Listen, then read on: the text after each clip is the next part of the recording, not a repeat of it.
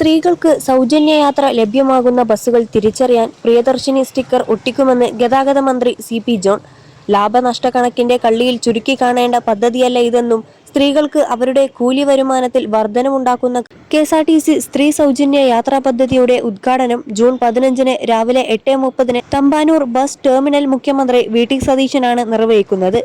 ആദ്യ സർവീസ് നടത്തുന്ന ബസിന്റെ ഡ്രൈവറും കണ്ടക്ടറും വനിതകളായിരിക്കുമെന്നും മന്ത്രി പറഞ്ഞു. 8:30 ശേഷമായിരിക്കും സ്ത്രീകൾക്ക് സൗജന്യമായി യാത്ര ചെയ്യാൻ കഴിയുക. ടൗൺ ടു ടൗൺ ഉൾപ്പെടെ ഓർഡിനറി എന്നെഴുതിയ എല്ലാ ബസ്സുകളിലും സൗജന്യം ലഭിക്കും. സിറ്റി ഫാസ്റ്റിൽ സൗജന്യം കിട്ടില്ലെന്നും മന്ത്രി പറഞ്ഞു. മുഖ്യമന്ത്രിയും മന്ത്രിയും ഉൾപ്പെടെ കുറച്ചു ദൂരം ആദ്യ സർവീസിൽ യാത്ര ചെയ്യും. പ്രത്യേകം കാർഡുകളോ സർട്ടിഫിക്കറ്റുകളോ രജിസ്ട്രേഷനോ ഒന്നും ആവശ്യമില്ലാതെ എല്ലാ സ്ത്രീകൾക്കും സൗജന്യം ലഭിക്കും. ആദ്യഘട്ടത്തിൽ 3125 ഓർഡിനറി ബസ്സുകളിലാണ് പദ്ധതി നടപ്പാക്കുന്നത്. പദ്ധതിയുടെ ബാധ്യത കെ.എസ്.ആർ.ടി.സിയുടെ ചുമലിൽ വെക്കില്ല. സർക്കാർ ഗ്രാന്റായി പണം നൽകും. ഏകദേശം 2 കോടിയിലധികം രൂപ പ്രതിദിനം ഇതിനായി വേണ്ടിവരും. ചെലവുകൾ കൃത്യമായി അറിയാൻ എല്ലാ സ്ത്രീകൾക്കും സീറോ ടിക്കറ്റ് നൽകുമെന്നും മന്ത്രി പറഞ്ഞു. പദ്ധതി ധനപരമായി നഷ്ടമാണെന്ന് തോന്നുമെങ്കിലും സ്ത്രീകൾ മിച്ചം വെക്കുന്ന പണം വിപണിയിലേക്ക് തന്നെ എത്തുന്നത് സാമ്പത്തിക രംഗത്തിന് നേട്ടമാകുമെന്നും മന്ത്രി പറഞ്ഞു.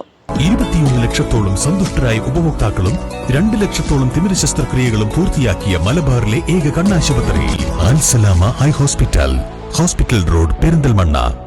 ടിക്കറ്റ് ഇതര വരുമാനം വർദ്ധിപ്പിക്കാനുള്ള എല്ലാ നടപടികളും സ്വീകരിക്കും. പരസ്യങ്ങൾ നൽകുകയും ബസ്സുകൾക്കായി സ്പോൺസർഷിപ്പ് സ്വീകരിക്കുകയും ചെയ്യും. ഇപ്പോഴുള്ള 58 ഗ്രാമവണ്ടികൾ 500 ആക്കി ഉയർത്തും. ഡിപ്പോകൾ കേന്ദ്രീകരിച്ച് വികസന സമിതി രൂപീകരിക്കുന്ന കാര്യവും ചർച്ചയിലുണ്ട്. സ്വകാര്യ ബസ് ഉടമകളുമായി ചർച്ച നടത്തി അവരുടെ പ്രശ്നങ്ങൾ പരിഹരിക്കുമെന്നും മന്ത്രി പറഞ്ഞു. 10 വർഷം മുൻപ് സ്വകാര്യ ബസ്സുകൾ ഉൾപ്പെടെ 30,000 ബസ്സുകളാണ് ഉണ്ടായിരുന്നത്. ഇപ്പോൾ അത് 10,000-ൽ താഴെയാണ്. സ്വകാര്യ ബസ്സുകളുടെ എണ്ണം 1/3 കുറഞ്ഞു. അവരോട് ഒരു ശത്രുതയുമില്ല. അവരെ നശിപ്പിക്കുക എന്നുള്ള ലക്ഷ്യം കെ.എസ്.ആർ.ടി.സിക്കോ ഗവൺമെന്റിനോ ഇല്ല. ഒപ്പം തിരിച്ചും പാടില്ലെന്ന് മന്ത്രി പറഞ്ഞു.